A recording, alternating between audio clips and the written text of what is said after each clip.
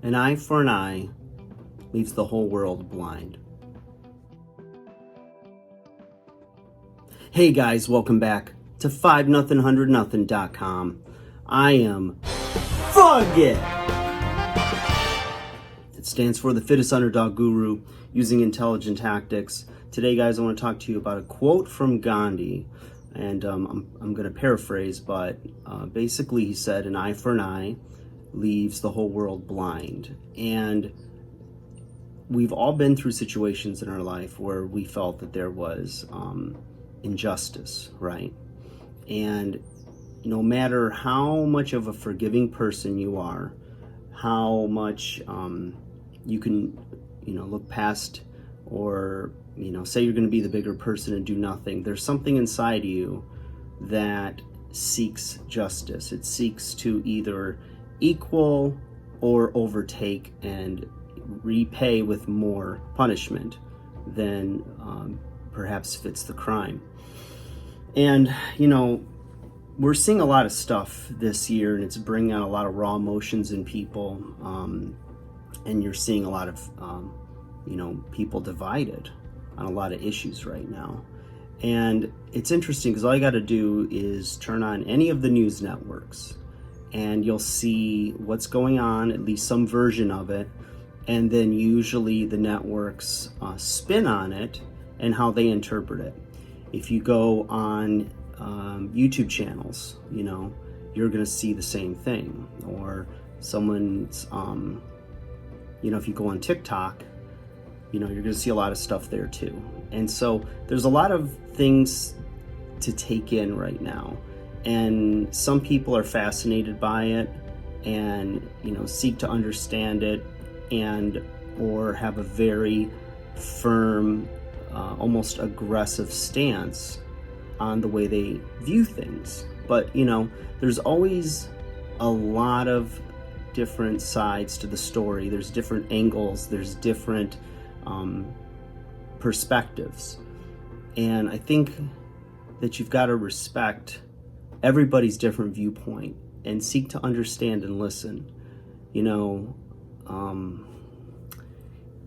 It's I don't know, this is hard to talk about because, again, tensions are really high right now, and people are acting and reacting in various ways. And we're seeing a lot of things that a lot of people maybe that, look at history and look at things that have happened, sometimes, here in the United States, we see, anarchy and craziness and,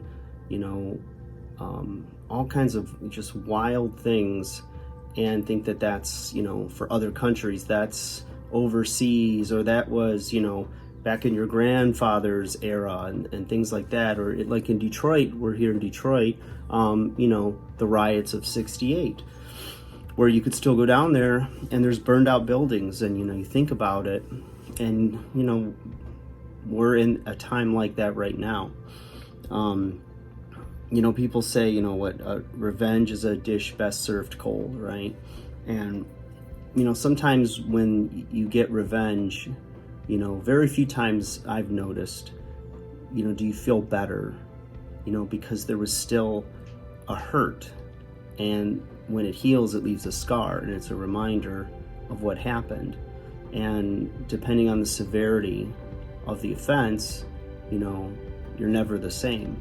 There's people that can take those situations and make something really good come of it. Not perfect, because, especially in the loss of life, you wish you could turn back the clock and bring the person back, but you can't. And, there's people that those moments define them and they become better. And then there's people that take those moments and it makes a downward spiral, and it creates havoc and grief and pain and hurt. And, from my experience, revenge never felt better. It never made me feel better. I never felt better, revenge. It feels great. I'm kidding. But it's really hard, you know, if you look at the Bible, and Jesus talks about an eye for an eye, and says, you know, if somebody slaps you across the cheek, turn to him the other. And you know, you look at that and you think, okay, somebody's a Christian and they've been hurt. How do I just, it goes against your human nature to be graceful and to just, you know, accept, you know, an offense. Very hard. And some people can do it and they're fine. And sometimes the offender, then it kind of melts them. You know, it melts them, and they're shocked because they're waiting for retaliation or anger.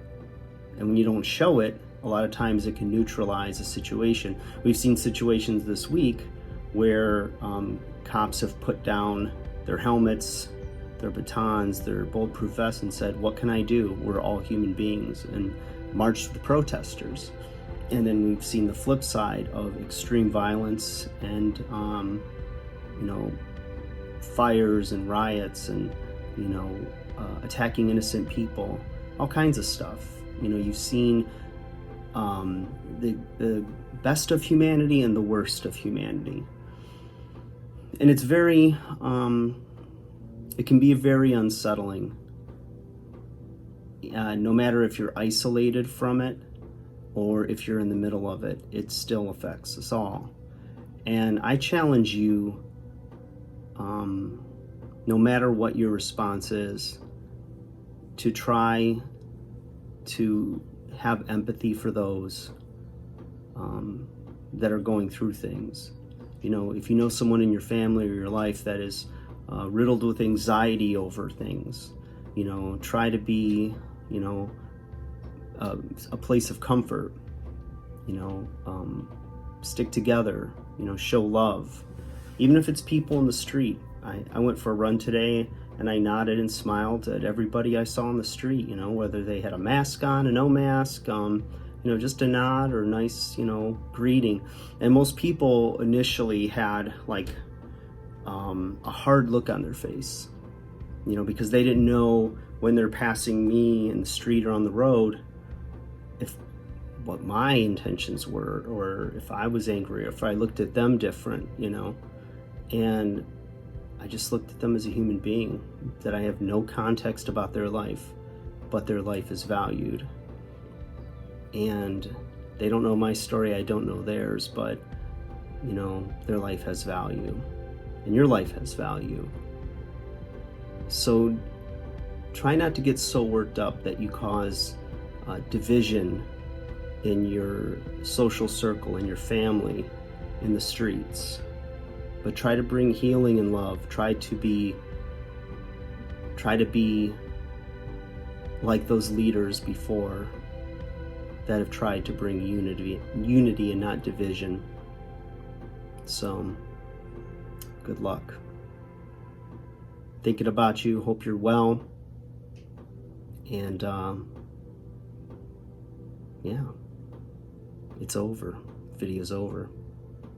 Not very inspiring, but some thoughts. Food for thought. I like conversations like this where you go deep and you're challenged, you know. But just a little ramble. Not sure if it made sense, but hope you guys are well. And thank you for watching. Take care.